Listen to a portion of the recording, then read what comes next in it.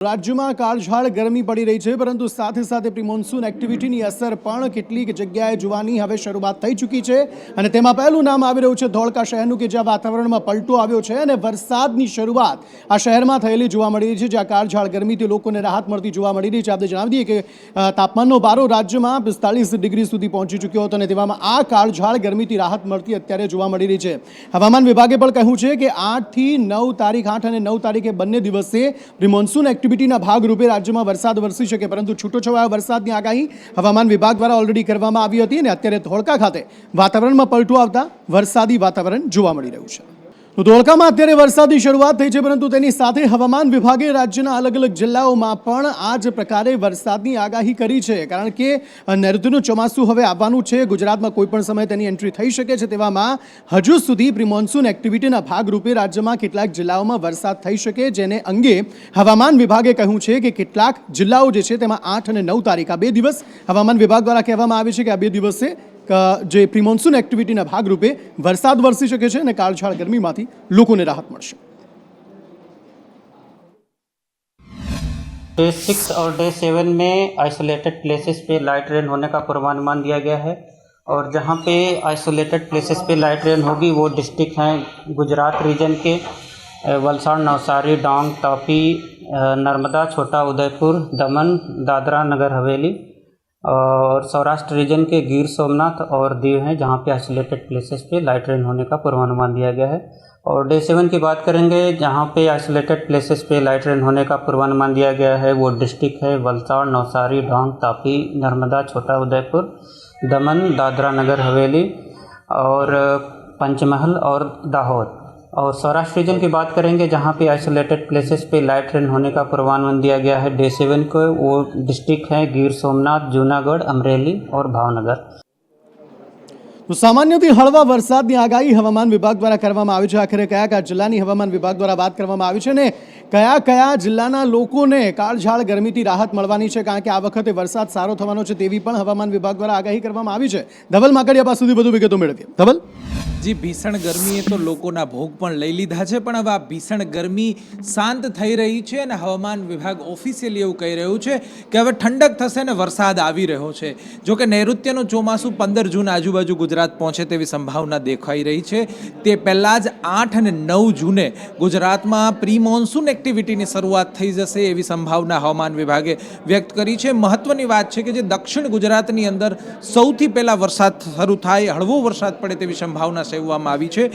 ખાસ કરીને જો જિલ્લાઓની વાત કરવામાં આવે તો વલસાડ, નવસારી, વાપી, ડાંગ અને સુરત અને દાદરા નગર હવેલીની અંદર હળવો વરસાદ થવાની સંભાવના છે। તો મધ્ય ગુજરાતના બે જિલ્લાઓમાં પણ 8 અને 9 જૂન વચ્ચે હળવા વરસાદની સંભાવના છે। એમાં દાહોદ અને છોટા ઉદેપુરનું નામ છે કે આ બંને જિલ્લાઓમાં હળવો વરસાદ થઈ શકે છે।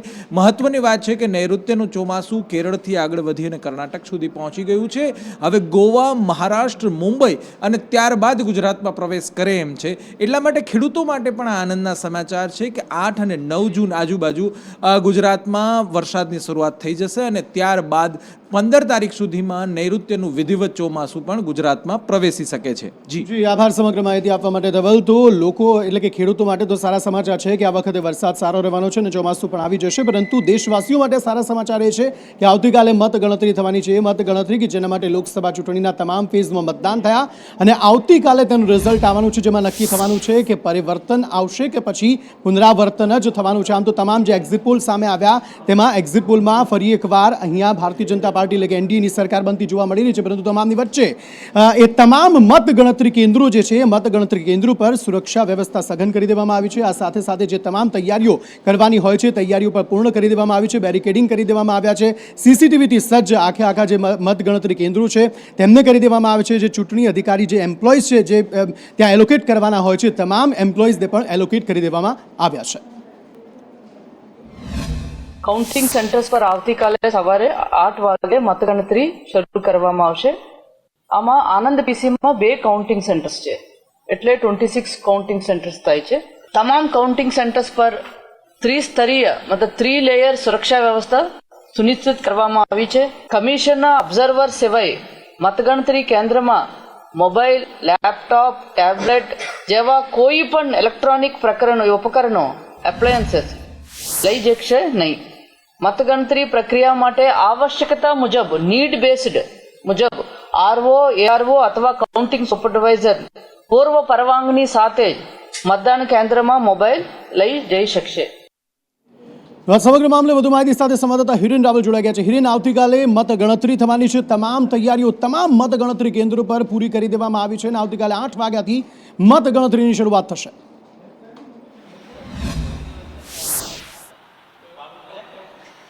આવતીકાલે ગુજરાત સહિત સમગ્ર દેશભરની અંદર લોકસભાની સામાન્ય ચૂંટણીના પરિણામો સવારે 8 વાગ્યાથી શરૂ થશે. જનતાએ પોતાનો જે મત આપેલો છે એ મતનો ખરેખરનો ચુકાદો છે એ આવતીકાલે જાહેર થશે. આ માટે કેન્દ્રીય ચૂંટણી પંચ અને ગુજરાતમાં પણ ચૂંટણી પંચે આ સંપૂર્ણ તૈયારીઓ પૂરી કરી દીધી છે. ગુજરાતમાં 25 લોકસભા બેઠકો પર 26 અલગ અલગ જગ્યાઓ પર મતગણતરી છે તે શરૂ કરવામાં આવશે. ઓવરઓલ જો મોટા મોટા આંકડો જોઈએ તો 56 જેટલા કાઉન્ટિંગ ઓબ્ઝર્વર્સ, 30 ચૂંટણી અધિકારી, 175 જેટલા મદદનીશ ચૂંટણી અધિકારીઓ છે એને જવાબદારી સોંપવામાં આવી છે. આ ઉપરાંત પોસ્ટલ બેલેટ અને આ પ્રકારની અલગ અલગ ગણતરીઓ માટે 615 જેટલા વધારાના મદદનીશ ચૂંટણી અધિકારીઓને જવાબદારી છે એ સોંપવામાં આવી છે. સંપૂર્ણ સુરક્ષા વ્યવસ્થાની દ્રષ્ટિએ જોઈએ તો જે મતગણતરી કેન્દ્ર હશે એમાં 3 પ્રકારની વ્યવસ્થા ગોઠવવામાં આવી છે, જેમાં બહારની વ્યવસ્થા એટલે કે મતગણતરી કેન્દ્રના બહારની વ્યવસ્થા એ સ્થાનિક પોલીસે સંભાળવાની છે. મતગણતરી કેન્દ્રની બહાર અને મેન જગ્યાઓ છે એની વચ્ચેની જગ્યા છે એમાં રિઝર્વ પોલીસ એટલે કે SRPF છે અને જ્યાં મતગણતરી થઈ રહી છે એવા કાઉન્ટિંગ સેન્ટર અને EVM સ્ટ્રોંગ રૂમમાં રાખવામાં આવ્યા છે એની CRPF એટલે કે કેન્દ્રીય રિઝર્વ પોલીસ ફોર્સ છે એને આ જવાબદારી સમગ્ર રાજ્યની અંદર સોંપવામાં આવ્યું છે. દરેક જગ્યાઓ પર 6 થી 7 CRPFની કંપનીઓ છે એ ત્યાં રાખવામાં આવી છે જેથી કરીને વ્યવસ્થા સુદૃઢ કરી શકાય. આ ઉપરાંત મતગણતરી સમયે કોઈ પણ વધારાના વ્યક્તિએ પ્રવેશ નહીં મેળવી શકાય. મતગણતરીમાં રાજકીય પક્ષોમાં પણ જે ઉમેદવારો છે અને ઉમેદવારોના એજન્ટ એમના સિવાય કોઈને પણ પ્રવેશ આપવામાં નહીં આવે. માધ્યમો માટે પણ અલગથી વ્યવસ્થા કરવામાં આવી છે. ચૂંટણી અધિકારી સિવાય વધારાના સરકારી આ પ્રકારની વ્યવસ્થા તમામ મતગણતરી કેન્દ્રો પર કરવામાં આવી છે અને આવતીકાલે મતગણતરી જ્યારે થવાની છે ત્યારે અમદાવાદમાં પણ 2 જગ્યા એવી છે કે જ્યાં મતગણતરી હાથ ધરવામાં આવનાર છે. ગુજરાત કોલેજ અને LD એન્જિનિયરિંગ કોલેજ કે જ્યાં પણ સુરક્ષા વ્યવસ્થા પૂરતી ગોઠવી દેવામાં આવી છે. મીડિયા રૂમ બનાવવામાં આવ્યો છે, કંટ્રોલ રૂમ બનાવવામાં આવ્યો છે, CCTVથી સજ્જ આખું જે મતગણતરી કેન્દ્ર છે તેને સજ્જ કરવામાં આવ્યું છે. 3 લેયર સુરક્ષા વ્યવસ્થા જે છે તે આ મતગણતરી કેન્દ્રો પર ગોઠવવામાં આવી છે કે જ્યાં કેટલાક લોકોને જ પરમિશન મળશે, જ્યાં અંદર જવાની જે ઉમેદવાર હોય છે ને તેમના જે સમર્થકો હોય છે તેમને જ માત્ર એન્ટ્રી મળશે અંદર જવા માટે. ગુજરાત કોલેજ અને LD એન્જિનિયરિંગ કોલેજ તે બંને જગ્યા પોલીસ દ્વારા જુદા જુદા 3 લેયરમાં બંદોબસ્ત લગાવવામાં આવ્યા છે. એમાં અધિકારી અને કર્મચારીથી મળીને 1200થી વધારે પોલીસ ફોર્સ તૈનાત રહેશે. એની સાથે સાથે ટ્રાફિક પોલીસ છે એ પણ તૈનાત રહેશે. આપણે આ જે બંદોબસ્ત છે એમાં 100થી 12ના જે પોલીસના બંદોબસ્ત છે એ પછી બીજી લેયરમાં SRP જવાનોના બંદોબસ્ત છે અને ત્રીજી લેયરમાં CAPFના જવાનોના બંદોબસ્ત છે. આખા જે કમ્પાઉન્ડ છે એમાં CCTV છે, દરેક રૂમ ઉપર CCTVની વ્યવસ્થા કરવામાં આવેલ છે. એની સાથે સાથે BDDS દ્વારા એન્ટી સબોટાજ ચેકિંગ તેમજ ફાયર સેફટીની સાધનોની વ્યવસ્થા પણ કરવામાં આવેલ છે.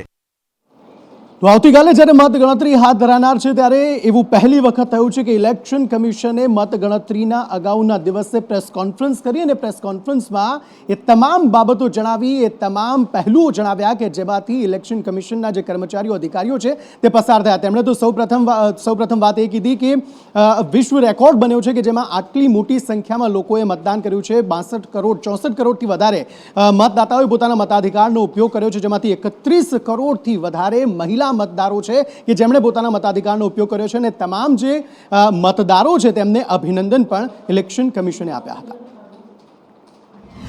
हमने जो आंखों में चमक है, जो भविष्य को लेके चमक है, जो डेमोक्रेसी में पार्टिसिपेशन को लेके चमक थी, जो क्राउड थी, जो भीड़ थी, उसमें हमने उसको देखा है.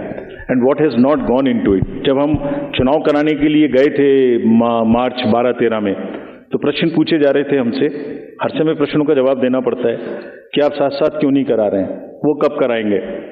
उस समय जवाब दिया था हमने कि कराएंगे, सही समय पे कराएंगे, जरूर कराएंगे और अब कराएंगे. अब इस फाउंडेशन पर बिल्ड करेंगे.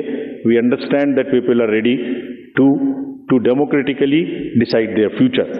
And and we salute all of them. We changed the policy for Kashmiri migrants so that they can also vote, and their voting was also recorded. We abolished Form M, which was cumbersome. We also abolished for those who are staying outside the state the process of gazetted officers attestation and allowed self attestation. जितना easy कर सकते थे उतना किया, और 26 special polling stations बना के उनको भी वोट करना सिखाया. સમગ્ર મામલે વધુ માહિતી સાથે સંવાદદાતા અજય યાદવ જોડાઈ ગયા છે. અજય, મુખ્ય ચૂંટણી કમિશનરે જ્યારે પ્રેસ કોન્ફરન્સ કરી ત્યારે તેમના ચહેરા પર એક ખુશી જોવા મળતી હતી, કારણ કે મોટી સંખ્યામાં એક તો મતદારોએ મતદાન કર્યું અને સાથે સાથે આટલી કાળઝાળ ગરમીમાં પણ આટલું મતદાન થયું, તેને પગલે તમામ લોકોને અભિનંદન પણ પાઠવ્યા. અને સાથે એક વાત એ પણ જણાવી કે આવતી વખતે જ્યારે પણ લોકસભાની ચૂંટણી થશે ત્યારે એપ્રિલ પહેલા આ મતદાનની પ્રક્રિયા જે છે તે પૂર્ણ કરી દેવામાં આવશે તેવું પણ તેમણે જણાવ્યું.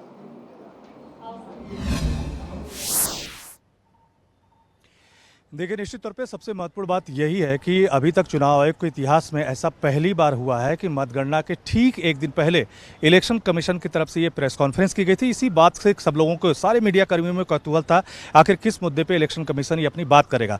लेकिन मुख्य बात यह है कि 2 दिन पहले ही खास करके विपक्षी पार्टियों की तरफ से ये आरोप लगाया गया था. अभिषेक मनु सिंघवी ने कल आरोप लगाया था कि दरअसल इस बार जो है पोस्टल बैलेट की जो काउंटिंग है वो ईवीएम मशीन के बाद होगी, और साथ ही साथ 150 डीएम को गृह मंत्री अमित शाह ने फोन किया है, इस तरह का आरोप भी लगाया गया था. तो कई सारे विपक्षी पार्टियों के ऐसे सवाल थे जिसको इलेक्शन कमीशन को जवाब देना था, और पूरी इलेक्शन प्रक्रिया कैसे चली थी उसका जवाब देना था. और साथ ही इस बार इलेक्शन कमीशन ने अलग क्या किया है, इस सब सारी चीज़ों को मीडिया कर्मियों के सामने रखा गया इलेक्शन कमीशन के द्वारा. लेकिन इस बात का भी इलेक्शन कमीशन ने आज जवाब दिया कि एक अफवाह ये उड़ाई गई थी कि जो टोटल परसेंटेज वोटिंग है वो 14 दिन बाद देरी से क्यों आया. तो इलेक्शन कमीशन ने इसका कारण बताया, और बताया कि अभी भी बंगाल में जो आज की अगर 1 जून को जो वोटिंग हुई है, आज भी वहां पर कई जगहों पर रीपोल चल रहे हैं, तो कम से कम 3 से 4 दिन का वक्त लग जाता है. और इलेक्शन कमीशन ने समय पे ही सारे डेटा दिए थे. कोई ऐसा टूल किट है जो जानबूझ के इस तरह का अफवाह उड़ा रहा है. लेकिन ये जरूर इलेक्शन कमीशन ने माना कि बहुत गर्मी में इलेक्शन कराना निश्चित तौर पर मतदाताओं के लिहाज से और सुरक्षा कर्मियों के लिहाज से खराब है. भविष्य में उसको ध्यान देना चाहिए. तो इस तरह की कहीं न कहीं सजेशन भी इलेक्शन कमीशन के द्वारा आया. જી અજય, શુક્રિયા સારી જાણકારી દેને કે લીએ. સમાચારો તરફ આગળ વાત કરી, વાત રાજકોટ અગ્નિકાંડની કરીએ તો અગ્નિકાંડમાં સતત તપાસ તો ધમધમાટ જે છે તે ચલાવવામાં આવી રહ્યો છે, ત્યારે આજે વધુ એક કાર્યવાહી થઈ જેમાં 2 વધુ અધિકારીઓ જેમને સસ્પેન્ડ કરવામાં આવે છે, જેમાં MD સાગઠિયા જે TPO છે તેમને સસ્પેન્શન કરવામાં આવ્યું છે, તેમને સસ્પેન્ડ કરવામાં આવે છે. વધુ એક અધિકારી તેમને પણ સસ્પેન્ડ કરવામાં આવ્યા છે. અને આ ઉપરાંત હવે રહીને કોંગ્રેસ જાગી છે અને આ સમગ્ર મામલામાં હવે ધરણા કાર્યક્રમ કરવાનું કોંગ્રેસે નક્કી કર્યું છે. 72 કલાકના ધરણા કાર્યક્રમ કરવાનું કોંગ્રેસે નક્કી કર્યું છે. આ બંને વિશે વિગતવાર માહિતી મેળવીએ મયુર પાસેથી. મયુર,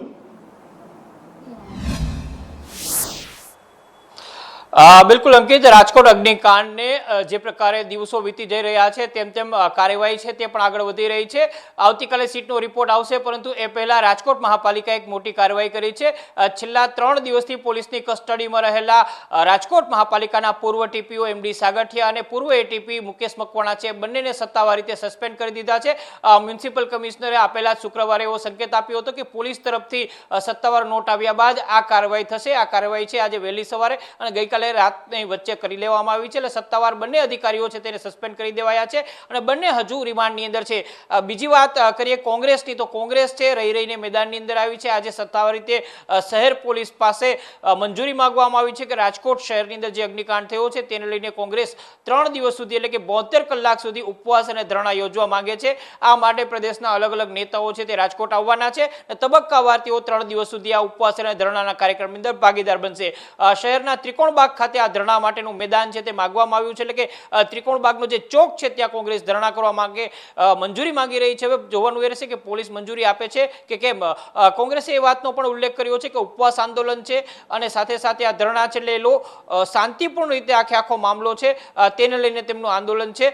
બીજી અંકિત એ વાત છે કે ગત શનિવારે એટલે કે 25મી તારીખે શનિવારે આ અગ્નિકાંડ સર્જાયો હતો, ત્યારથી લઈને આજ દિવસ સુધી જે કંઈ પણ પગલાં બન્યા છે તેનાથી હજુ સુધી કોઈ નક્કર વ્યક્તિ સામે કાર્યવાહી થાય તેવું હજુ સુધી સામે નથી આવ્યું. જી મયુર, આભાર સમગ્ર માહિતી આપવા માટે. પરંતુ ચોક્કસપણે લોકો આશા રાખી રહ્યા છે કે કદાચ આ મામલામાં તો એવી કોઈ નક્કર કાર્યવાહી થાય કે આ પ્રકારની ઘટના જે છે તે ફરી એકવાર ન સર્જાય. અને તેને પગલે રાજ્યના અલગ અલગ જિલ્લાઓમાં તકેદારીરૂપ પગલાં તો અત્યારે લેવામાં આવી રહ્યા છે. ખાસ સુરતની જો વાત કરીએ તો સુરત પોલીસ કમિશનરે અલગ અલગ શાળાઓના 1400 જેટલી શાળાઓના આચાર્યો સાથે એક બેઠક કરી, જેમાં ફાયર સેફટીને લઈને કઈ કઈ બાબતોનું ધ્યાન રાખવાનું છે, કઈ કઈ બાબતોનું ધ્યાન રાખી શકાય છે, અને જો એ ધ્યાન ન રાખવામાં આવ્યું તો કયા પ્રકારની કાર્યવાહી કરવામાં આવી શકે છે તે બાબતને લઈને એક બેઠક યોજી હતી.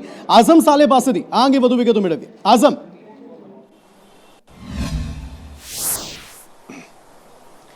રાજકોટના અગ્નિકાંડ બાદ જોવા જાય તો રાજ્ય સરકારે પણ હવે તમામ જગ્યાઓ પર નોંધ લેવાની શરૂઆત કરી દીધી છે. તેના જ ભાગરૂપે સુરત પોલીસ કમિશનર અનુપમસિંહ ગેહલોત દ્વારા પણ એક મિટિંગનું આયોજન કરવામાં આવ્યું હતું. આ મિટિંગની અંદર 1400થી વધારે શાળાઓના ટ્રસ્ટી, સંચાલકો અથવા તો જે આચાર્ય છે તેમને બોલાવવામાં આવ્યા હતા. સાથે સાથે જ ફાયર વિભાગના અધિકારી કર્મચારીઓની ઉપસ્થિતિ હાજરી રહી હતી. આરટીઓના અધિકારી કર્મચારી પણ હાજર રહ્યા હતા. સુરત ટ્રાફિક પોલીસની પણ ટીમ ઉપસ્થિત રહી હતી. કારણ કે અનેકવાર આ બાબતે જ્યારે વાત થતી હોય છે ત્યારે એકબીજાના પર ખોખોની રમત રમતા હોય છે. તેને લઈને આ સંકલન કરવામાં આવ્યું છે. તમામ અલગ અલગ વિભાગના અધિકારી કર્મચારીઓ હાજરી રાખીને શાળાના ટ્રસ્ટીઓ અને આચાર્યો સાથે રાખીને સીધી ચેતવણી આપી દેવામાં આવી છે કે સરકારના ધારા ધોરણ મુજબ જે નિયમો છે તે તમામ સ્કૂલ વેન દ્વારા પાલન કરવાનું રહેશે. ઓટો રિક્ષા ચાલકોએ પણ પાલન કરવાનું રહેશે. સાથે જ સ્કૂલ બસ જે છે તેને પણ આ ધારા નિયમ મુજબ જ કામ કરવાનું રહેશે. મહત્વની વાત એ છે કે આ બેઠકની અંદર મોટી સંખ્યામાં લોકો હાજર ઉપસ્થિત રહ્યા હતા, પરંતુ તમામ વાલીઓએ પણ નોંધ લેવાની છે. કારણ કે જે મોટી જે ચેતવણી હોય છે તે વાલીઓ માટે હોય છે અને વાલીઓ નિર્ણય કરતા હોય છે કે મારા બાળકે વેનના અંદર ધારા નિયમ પ્રમાણે મોકલવા છે કે પછી જેમ ચાલે છે તેમ ચાલવા દેવું છે. કારણ કે જ્યારે ઘટના બનતી હોય છે તો સ્કૂલને નુકસાન નથી થતું, વાલીના પરિવારમાંથી એક વ્યક્તિ ગુમ થઈ જતું હોય છે. જી આઝમ, આભાર સમગ્ર માહિતી આપવા માટે. અને આ તમામની વચ્ચે દીવા તળે અંધારા જેવી સ્થિતિ જોવા મળી રહી છે. એએમસીની કચેરીમાં જ ફાયર સેફટીના સાધનો એક્સપાયર્ડ જોવા મળી રહ્યા છે. બોડકદેવ ખાતે જે કચેરી આવેલી છે એએમસીની, એ કચેરીમાં જ્યારે તપાસ કરવામાં આવી ત્યારે જે ફાયર એક્સટિંગ્વિશર હોય છે તે એક્સપાયર્ડ હોવાનું સામે આવ્યું. અને જો કોઈ ઘટના ઘટે તો આ સાધનો ઉપયોગમાં લેવામાં ન જ આવી શકે તે પ્રકારની સ્થિતિ જે છે તે જોવા મળી. એટલે દીવા તળે અંધારા જેવી સ્થિતિ જે છે તે એએમસીની જ કચેરીઓમાં જોવા મળી રહી છે.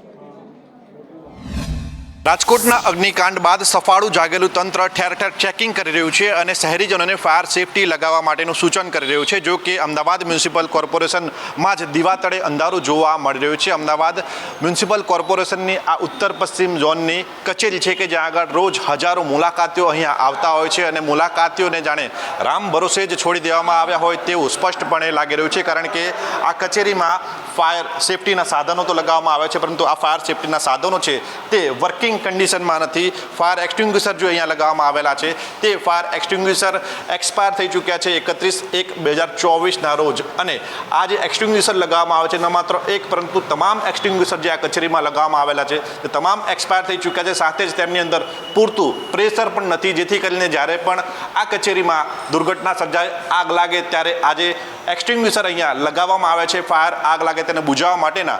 તે એક્સટિંગ્વિશર ફક્ત ને ફક્ત 100 પીસ સાબિત થશે અને એક મોટી દુર્ઘટના પણ અહીંયા સર્જાઈ શકે છે. એવું નથી કે માત્ર આ બે જ એક્સટિંગ્વિશરમાં આ પ્રકારની સ્થિતિ છે, પરંતુ જેટલા પણ એક્સટિંગ્વિશર અહીંયા લગાવવામાં આવેલા છે તમામ એક્સટિંગ્વિશરની અંદર આ જ પ્રકારની સ્થિતિ જોવા મળી રહી છે. તમામ એક્સટિંગ્વિશર છે તે 31/1/2024ના રોજ એક્સપાયર થઈ ચૂક્યા છે, જેથી કરીને અહીંયા જ્યારે પણ આવી દુર્ઘટના સર્જાશે ત્યારે મોતનો તાંડવ અહીંયા આ કચેરીમાં પણ થઈ શકે છે. મહત્વનું છે કે મ્યુનિસિપલ કોર્પોરેશનની આ ઉત્તર પશ્ચિમ ઝોનની કચેરીમાં કે જ્યાં આગળ રોજ હજારો મુલાકાતીઓ આવતા હોય છે તેમને મ્યુનિસિપલ કોર્પોરેશને રામ ભરોસે મૂકી દીધા છે. ત્યારે અહીંયા જો દુર્ઘટના સર્જાય તો તેના માટે જવાબદાર કોણ રહેશે? કેમેરા પર્સન ઉપેન્દ્ર ત્રિવેદી સાથે પ્રતીક જાદવ, સંદેશ ન્યૂઝ, અમદાવાદ. સમાચારો તરફ આગળ વાત કરીએ. મોંઘવારીનો વધુ એક માર, કારણ કે અમૂલ દૂધે પોતાના પ્રતિ લીટર દૂધમાં ₹2 વધારો કરી દીધો છે. એટલે કે ગૃહિણીઓનું બજેટ તો ખોરવાવાનું જ છે, સાથે મોંઘવારીનો વધુ એક માર સહન કરવાનો વારો જે છે તે સામાન્ય જનતાને આવ્યો છે. અને સાથે સાથે જે હાઈવેઝ હોય છે તેમાં જે ટોલ ટેક્સ તમે જે આપો છો તેમાં પણ વધારો થયો છે. હવે અલગ અલગ લોકોની આ સમગ્ર મામલાને લઈને, કારણ કે જૂન મહિનો શરૂ થઈ ચૂક્યો છે અને આપણે જાણીએ છીએ કે 1 જૂનથી કેટલાક બદલાવ આવતા હોય છે આ બધામાં, અને તેવામાં આ બદલાવને લઈને લોકો શું પ્રતિક્રિયા આપી રહ્યા છે તે સાંભળી લઈએ. તૂટેફોડ થતાની સાથે જ દૂધના ભાવની અંદર વધારો સામે આવ્યો છે. અમૂલ દૂધના ભાવ પર પ્રતિ લીટરે 2 રૂપિયાનો વધારો થયો છે. જે ગ્રાહકો આવે છે તેમની સાથે વાતચીત કરીશું. દૂધના ભાવમાં વધારો થયો છે, કઈ રીતે જુઓ છો આપ? આ મોંઘવારીમાં દૂધ આટલા 2 રૂપિયા વધે એટલે શું કહેવાય? દૂધમાં માણસ ક્યાં જવાનું? હજુ ઇલેક્શન પૂરું થયું બધું શરૂઆત ચાલુ થઈ ગઈ ને. કે તો ઇલેક્શન પછીનું હોય છે જ કે ધીરે ધીરે ક્યાંક ને ક્યાંક દૂધ કે હાક તે બધો વધારો આવતો જ રહેવાનો મેડમ. અને રીઝન ખબર નથી પડતી કેમ 5% વધારો કર્યો છે. અચ્છા, જે પ્રકારે આપ ટેક્સ ચૂકવો છો એવી સુવિધા આપે છે નેશનલ હાઈવે ઓથોરિટી, શું કહેવું છે? 50-50 મેડમ, ખાસ નહીં. એ જે રીતના અમે ટેક્સ ચૂકવીએ છીએ અમુક રોડ રસ્તા હા તે બધું ઇન્ટર રૂરલ લેવલે નથી મેડમ. મતદાતાઓ સાથેનો મત લેવાનો કાર્યક્રમ પૂરો થયા પછી ભાજપા સરકારે ફરી એક વખત તેમની મોંઘવારીના માર આપવાની નીતિને અખત્યા કરી છે. જે રીતે દૂધની અંદર ભાવ વધારો ઝીકવામાં આવ્યો છે, સામાન્ય માણસને રોજબરોજ નાનામાં નાનો ગરીબમાં ગરીબ માણસને પણ દૂધ એની જરૂરિયાત છે, ત્યારે દૂધમાં 2 રૂપિયાથી લઈને 3 રૂપિયાનો વધારો. ટોલ ટેક્સ જે કોમર્શિયલ વ્હીકલ સહિતનો છે, એટલે કોમર્શિયલ વ્હીકલ એટલે કે હેરાફેરી થતી હોય જીવન જરૂરિયાતની ચીજ વસ્તુઓ, એ સહિતના વાહનોમાં ટ્રાન્સપોર્ટેશનમાં 5%નો વધારો. એટલે એના કારણે મિનિમમ ટેક્સ ટોલ ટેક્સની અંદર 20 થી 25 રૂપિયાનો વધારો સીધો સરળતાથી દેખાય છે. અસર કરતા ભાવ વધારાની અસરથી સામાન્ય માણસને જીવન જીવવું જે મુશ્કેલ થઈ ગયું છે એમાં વધુ મુશ્કેલી થશે. આ તરફ વડોદરામાં સ્માર્ટ મીટરનો વિરોધ ફરી એકવાર જોવા મળ્યો. MGVCL કચેરીની બહાર જ લોકોએ ધામા નાખી દીધા અને સ્માર્ટ મીટરનો વિરોધ કરતા જોવા મળ્યા. કહી રહ્યા છે કે આ મીટર અમારે નથી જોઈતું, જૂના મીટર જ અમને પાછા આપી દો, કારણ કે સતત ફરિયાદો થઈ રહી છે કે વધુ બિલ આવી રહ્યું છે, કેટલાકને લાખોમાં બિલ આવી રહ્યું છે. ભૂલના કારણે ચોક્કસપણે આ લાખોનું બિલ આવે છે, પરંતુ એના લીધે લોકો પ્રતાડિત થાય છે. આ સમગ્ર મામલે વધુ માહિતી મેળવીએ કૃણાલ શર્મા પાસેથી. કૃણાલ,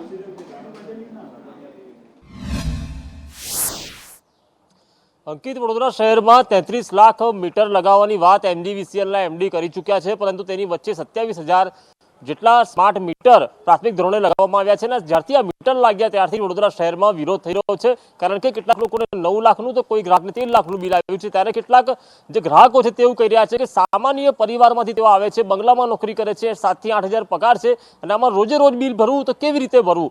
સાથે જે વધુમાં વધુ બિલ આવે છે તેને લઈને પણ તેઓ વિરોધ તો કરે છે, પરંતુ એક જ જવાબ મળે છે કે તેમના હાથમાં કશું નથી. અધિકારીઓના અવાજ આપથી તેઓ ત્રાહિમામ થયા છે. ત્યારે આજે સુભાનપુરાના ગોરવા ખાતેના MGVCL કચેરી ખાતે સ્થાનિકો પહોંચ્યા હતા અને સ્માર્ટ મીટરનું બેસણું યોજીને છાજિયા પણ લીધા હતા. અને તેમનું કહેવું હતું કે સ્માર્ટ મીટર તેમને નથી જોઈતા અને જૂના મીટર પાછા આપો. ત્યારે તંત્રએ હાલ બ્રેક લગાવી છે સ્માર્ટ મીટર પર, પરંતુ જે જૂના મીટર લગાવવામાં આવે છે મીટર તે પણ કાઢી લેવાની વિરોધ અને વાતો વડોદરામાં થઈ રહી છે.